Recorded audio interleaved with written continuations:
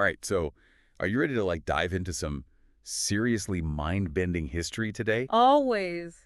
Because we're tackling the phantom time hypothesis, Oh, cool. which is, that theory that almost 300 years of history, like from 614 to 911 CE, never actually happened. Wow. Yeah, we're talking about a huge chunk of the Middle Ages potentially being a total fabrication. Huge. Yeah. So we've got some awesome source material for this Excellent. that really digs into both sides of the debate, looking at the evidence, looking at the counter arguments. Okay. So let's unpack this whole thing together. What do you think? Sounds fascinating. It's not just some random internet theory, right? Yeah. This was actually proposed by a German historian named Herbert Illig, Yeah, Herbariolics. and it really stirred things up in the historical world. Oh, absolutely. And you know what I mean? It's such a great hook Yeah. because, could the Dark Ages actually be like one giant, cleverly crafted illusion? Right. It's a pretty gripping idea. It is. So let's start with what the proponents of this theory actually believe. Okay. They claim that these powerful figures, like think Holy Roman Emperor Otto III, Uh-huh. Pope Sylvester II, even Byzantine Emperor Constantine VII, Wow. All in on it. all in on this Yeah. massive historical conspiracy. Okay, so what's the motive? Why would they do that? Well, Illig suggests that maybe they wanted to manipulate history to line up the calendar with the year 1000 CE. Oh, the millennium. Yeah, that year held immense spiritual and political significance. Of course, yeah, the dawn of a new millennium. Exactly. And, these rulers might have seen it as a golden opportunity to really solidify their power and legitimacy. It makes sense. Right. Yeah. Okay, so they had a motive. Right. But how on earth could they pull off something this enormous? Yeah. I mean, what kind of evidence do they have to back up such a bold claim? Yeah. One of the most compelling pieces of evidence is something called the architectural gap. Okay, the architectural gap. Yeah, so Illig noticed that buildings from around 614 CE looked strikingly similar to those built 3 centuries later in the 10th century. Right. Yeah, it's almost like architectural progress just hit the pause button for nearly 300 years. Wow, so you would expect to see significant changes in building techniques and styles over such a long period. Yeah, naturally. Right. Absolutely. Yeah. It'd be like finding a smartphone today Right. that looks and functions exactly like one from the early 2000s, Yeah, totally. right? The technology should have evolved dramatically by then. Yeah, exactly. So are they suggesting that, cathedrals and aqueducts, all those grand structures we associate with later periods, they were just missing during this time? Exactly. That's a big part of their argument. Wow. The proponents of the phantom time hypothesis Okay. argue that this lack of large-scale architectural projects is a big red flag pointing toward a fabricated history. That's really interesting. It is. But, we have to ask, couldn't there be other reasons for this apparent gap? Right, like what? Well, what if those structures were simply built with materials that degraded more quickly, leaving less physical evidence behind? That's a really good point. Yeah. You can't just jump to conclusions. Sure. Okay, so buildings aren't the only way we track time, right? Right. What about written records? Mm-hmm. Do they back up this theory? Well, that's another area the proponents focus on. Okay. They claim that written records from the so-called Dark Ages are suspiciously sparse compared to other periods. Okay. And a lot of the accounts that we do have were actually written centuries later, Wow. potentially based on, word-of-mouth stories or even outright fabrication. Oh, wow. Yeah, it's like trying to piece together a puzzle with half the pieces missing. So they're suggesting that this lack of written records, coupled with the architectural gap, Uh-huh. hints that this period was basically invented. Well, yeah, kind of. But couldn't there be other reasons for those missing records? Yeah, possibly. What if wars or natural disasters or even, simple deterioration Yeah. destroyed those documents over time? For sure, you're hitting on a crucial point. Yeah, Historical records are often fragmented, yeah. and we're always working with incomplete information. Yeah, that's true. Remember that calendar discrepancy I mentioned earlier? Oh, yeah, right. Yeah, so Illig also pointed to the Gregorian calendar reform of 1582. Oh. Pope Gregory III, he shifted the calendar by 10 days. Right, to correct for the Julian calendar? Exactly, to correct for inaccuracies in the Julian calendar. Yeah. But Illig argued that the adjustment should have been 13 days if the full span of time had actually passed. Wait, so he's saying those missing 3 days Yeah. represent the 300 years that never happened? That's his argument. That's a pretty big leap, isn't it? It is. I mean, how do we know that those 3 days weren't just the result of some other miscalculation or oversight? Well, it is a big leap, and this specific argument stems from a misunderstanding of how the calendar correction actually worked. The Gregorian reform targeted a cumulative error that built up over centuries, not missing time. Okay. Yeah, the math does work out, but it's still a curious piece of the puzzle, though. Totally. Okay, so we've got architectural gaps, a lack of written records, Right. and this calendar quirk. Uh-huh. What other evidence do they present to try and back up this missing time theory? Well, Illig also pointed out some historical coincidences and anomalies. Like what? Well, he noticed some recurring themes in the historical narratives. Mm-hmm. For example, some of Charlemagne's achievements, like his conquests and reforms, seem to mirror earlier Roman narratives a bit too closely. Interesting. It's as if history was repeating itself, which led him to question the authenticity of those accounts. It's like a historical case of déjà vu, right? Yeah, Charlemagne's story feels oddly familiar, like we've heard it before. yeah. But wouldn't it be more likely that rulers like Charlemagne consciously modeled themselves after earlier successful leaders? That's possible. Right. That seems like a simpler explanation than a vast historical conspiracy.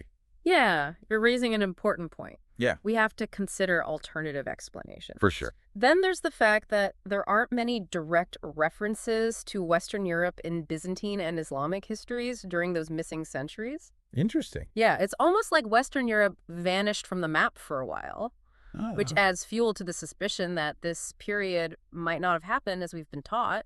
But maybe those records simply haven't been discovered yet. Maybe, yeah. Or perhaps they were lost in the chaos of the time.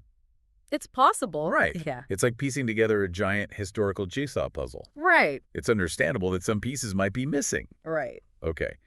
But we're talking about a huge chunk of time here. Yeah. What about physical evidence? You know, like coins, artifacts, anything tangible from that period. Well, that's where things get even more intriguing. Okay. Supporters of the phantom time hypothesis highlight the limited number of artifacts from the 7th to 10th centuries. Go on. For instance, coins from Charlemagne's reign are surprisingly rare compared to coins from other periods. Really? Yeah. Wow. And they propose that this scarcity suggests those coins might have been created later to fill the gaps in their fabricated history. So it's like planting fake fossils to make dinosaurs seem real? Kinda, yeah. It is a wild thought, isn't it? Wow. That's crazy. It's like they're suggesting a historical forgery on a massive scale. But couldn't that scarcity be explained by other factors? Sure. Maybe coins from that period were simply melted down and repurposed for other uses, That's a good point. right? Yeah, you're thinking like a true historian. Thanks. We have to consider all the possibilities. Yeah. They also delve into linguistics to try and bolster their argument. Okay. For example, the evolution of languages like Old High German appears remarkably consistent, Okay. even across those supposedly missing 300 years. They argue that such smooth linguistic continuity wouldn't be possible if such a long period of upheaval and change had actually occurred. But couldn't those changes have happened more gradually than we might assume? Yeah, possibly. Right? Like language evolves over time, so wouldn't it make sense that there would be some degree of continuity even across major historical shifts? That's a great point. Right. Okay, so it seems like they've gathered a lot of evidence to support their claims. They have. But we can't just accept this theory without examining the other side of the coin, can we? Absolutely not. It's crucial to look at the counter-arguments Right. and see how the phantom time hypothesis holds up under scrutiny. All right, let's do that. Okay. What do historians and scientists who oppose this theory say about all of this? Well, one of the most powerful counter-arguments comes from astronomy.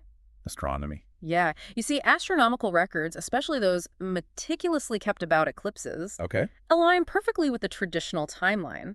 Yeah. These celestial events, they act like incredibly precise time markers. And they show no evidence of any missing time whatsoever. That makes sense. If those 300 years were truly missing, wouldn't we see some kind of discrepancy in the timing of eclipses Yeah. recorded by, different cultures around the world? Huh? Like, wouldn't the Chinese records be out of sync with European records? Exactly. And we have tons of records of eclipses meticulously documented by European, Babylonian, and Chinese astronomers. Wow. And they all align flawlessly with modern astronomical calculations. Really? It's really quite remarkable. Wow. It creates a continuous timeline Uh-huh. that directly contradicts the idea of phantom time. Okay, so the stars themselves seem to be debunking this theory. It seems that way. Pretty cool. But what about archaeological evidence? Yeah. If there were fake artifacts planted, like those coins we were talking about, Right. surely experts would be able to spot them, right? You'd think so, right? And you're right, they can. Archaeologists have these amazing tools Yeah. like radiocarbon dating and Mm. dendrochronology. You know, that's the one where they use tree rings to determine the age of wood. Right, right. They've used these techniques to analyze artifacts from the early Middle Ages. Okay. And guess what? What? The results consistently place those artifacts right within that disputed period. Between 614 and 911. Exactly. So it's like those layers you see in an archaeological dig, right? Yeah.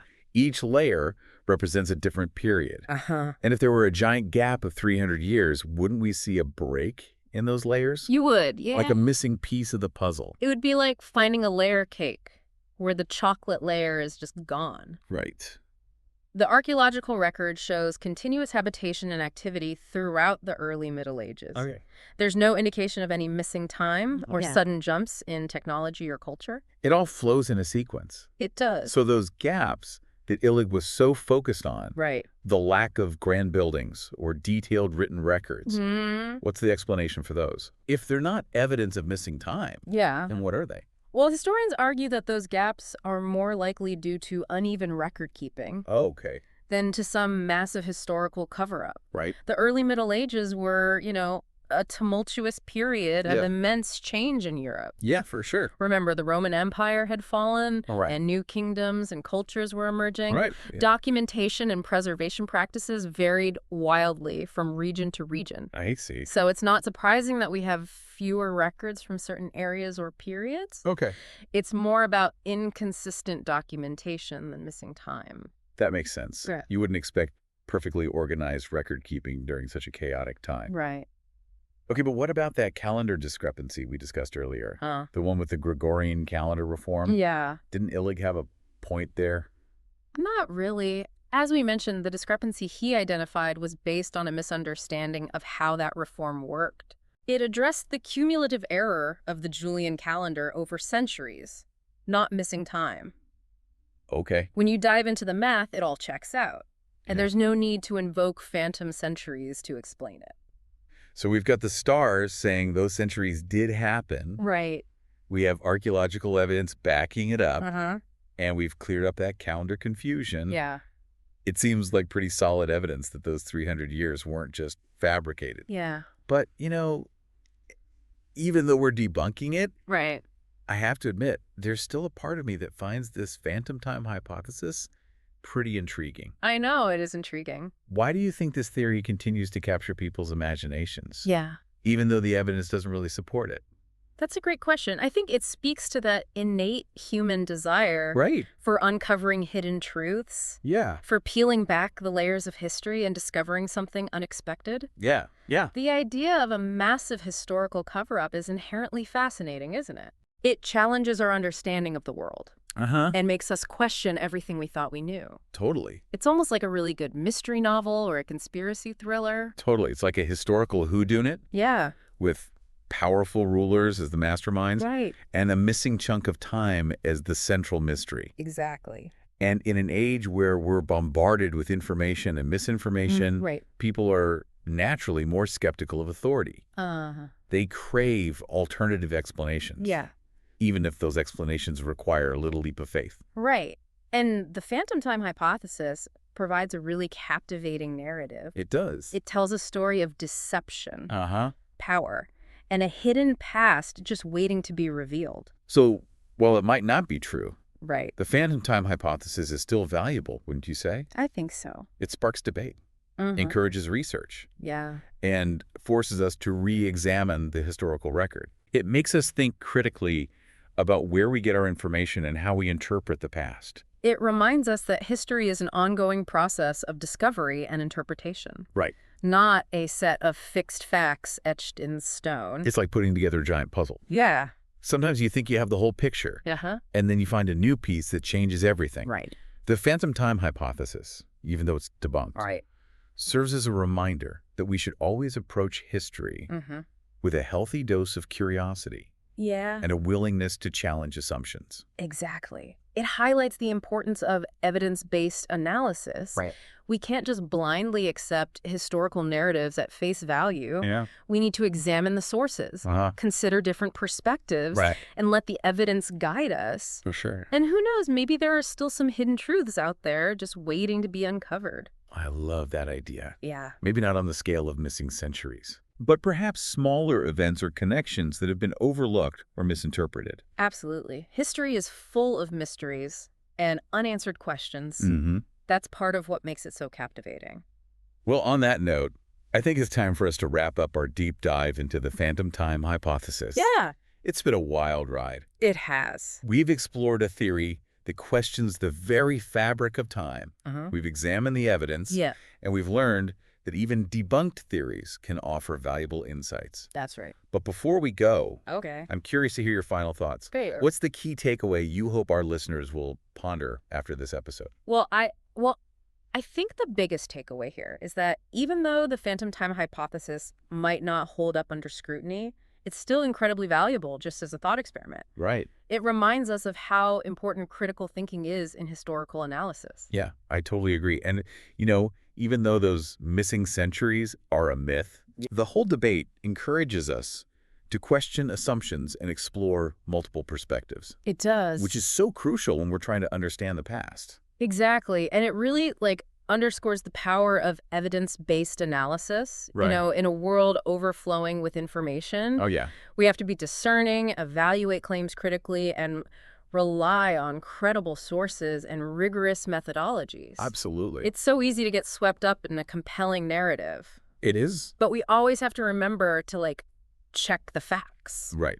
Yeah, so the phantom time hypothesis, even though it's not true, Uh-huh. it serves as a reminder to approach history with a healthy dose of skepticism Yeah, and an open mind. for sure. We shouldn't just blindly accept what we're told, Right. but instead we should dig deeper, ask questions, Yeah, and look for the evidence. absolutely. And who knows, maybe there are still some historical truths out there waiting to be challenged or reinterpreted. That's a great point. History is full of mysteries and unanswered questions. Yeah, it is. And that's part of what makes it so fascinating. It's like that saying, history is written by the victors, Right. And the phantom time hypothesis makes us wonder, who were those victors? Yeah. And what stories did they choose to tell Uh-huh. or to leave out? Exactly. And it highlights the importance of seeking out diverse perspectives and challenging dominant narratives. Right, We can't just rely on a single interpretation of the past. right. It's like looking at a tapestry from different angles. Uh-huh. You might notice details you didn't see before, Right. or you might even start to question the overall design. That's a great analogy. So to our listeners out there, Yeah. I encourage you to stay curious, keep exploring, and keep asking questions. Don't be afraid to challenge the accepted narrative and look for evidence to support or refute what you've been told. Well said. Yeah. On that note, I think we'll wrap up our deep dive into the phantom time hypothesis. It's been a wild ride. We've tackled a theory that bends our perception of time, explored the evidence for and against it, and learned that even debunked theories can offer valuable insights. Yeah, for sure. And remember, even though we might debunk a theory, the journey of exploration itself can lead to new insights and a deeper understanding of the past. So until next time, keep those minds curious and those historical senses tingling. Absolutely.